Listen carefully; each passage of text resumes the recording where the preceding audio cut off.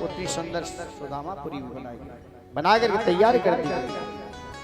उसके बाद में सुदामा जी ने कहा देखो इतना बड़ा आदमी सारी की सारी बातें कर रहा है, लेकिन इसने ये नहीं पूछा है कि भैया कोई कमी तो नहीं है तो तुम्हारी कुछ हम सहायता कर दें। ये कुछ नहीं पूछने वाला। हम इसीलिए कह रहे थे सुशीला से कि हम नहीं जाएंगे, नहीं जाएंगे। सुशीला नहीं माने, चले जाओ चले जाओ चले जाओ।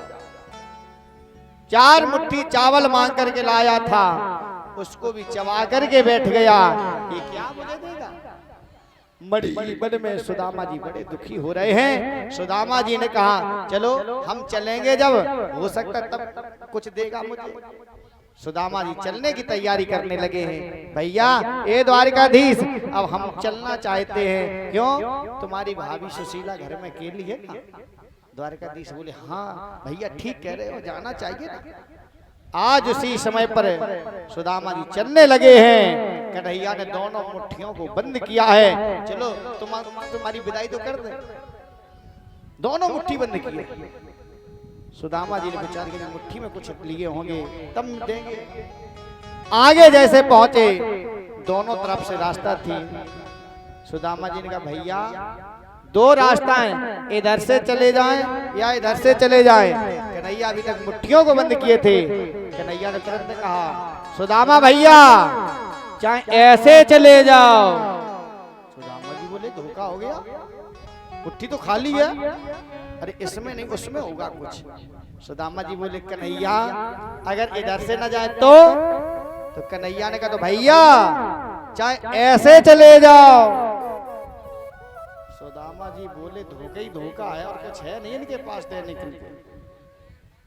बड़े दुखी होकर के सुदामा जी चले आ रहे हैं और जैसे ही अपनी कुटिया को खोजते हैं तो क्या देखा, वो कुटिया दिखाई नहीं पड़ी महाराज। सुंदर कंचन महल खड़े हुए। सुशीला ने आज जैसे ही देखा सुदामा जी को, सुशीला ने बढ़िया 16 श्रृंगार किए हैं, शाला दुशाला को पहना है, पूजन की आरती की थाली तैयार की है। इधर आओ महाराज, इधर आओ महाराज।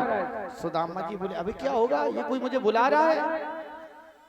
हमको लग रहा हमारी जो सुशीला भी थी अब वो भी हमको मिलने वाली नहीं है। हम तो रास्ता भटक गए हैं। हाय अब करें तो क्या करें।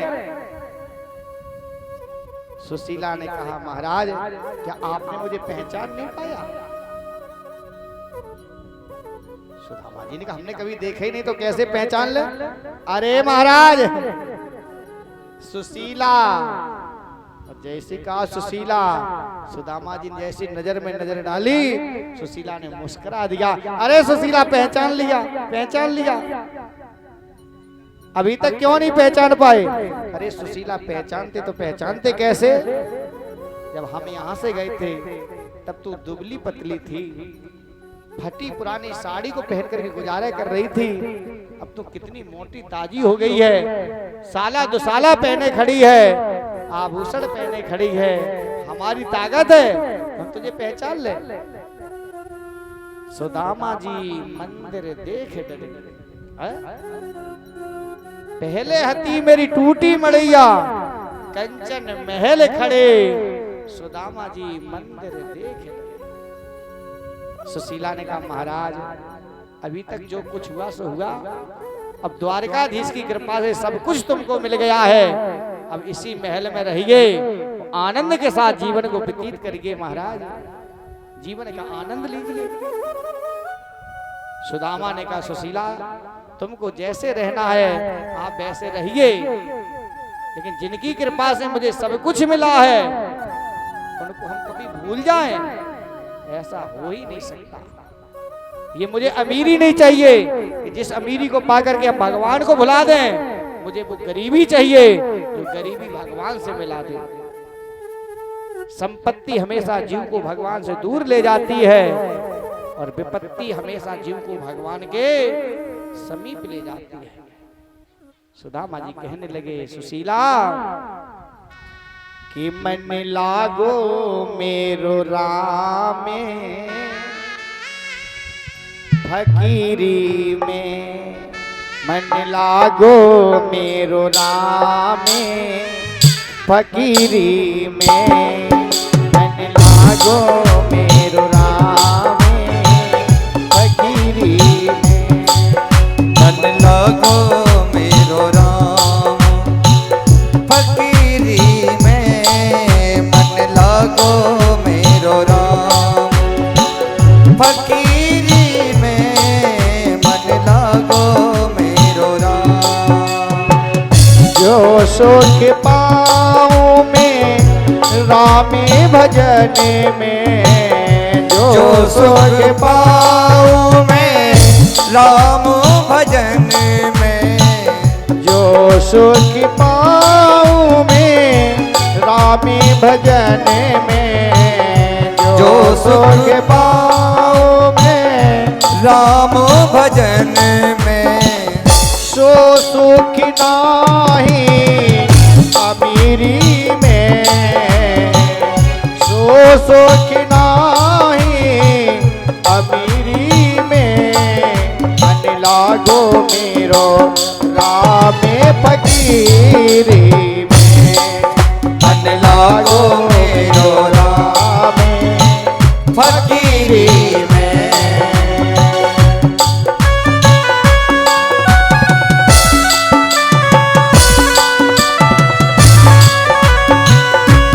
राधे जय हो राधे जय हो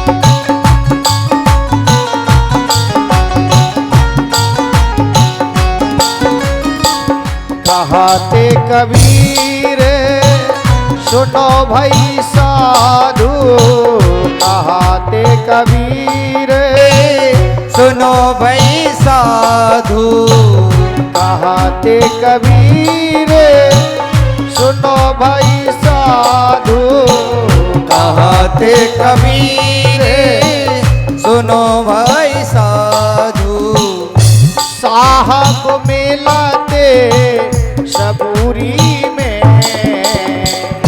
साहब मिलाते सबूरी में मन लागो मेरो रामे फकीरी मन लागो मेरो राम फकीरी में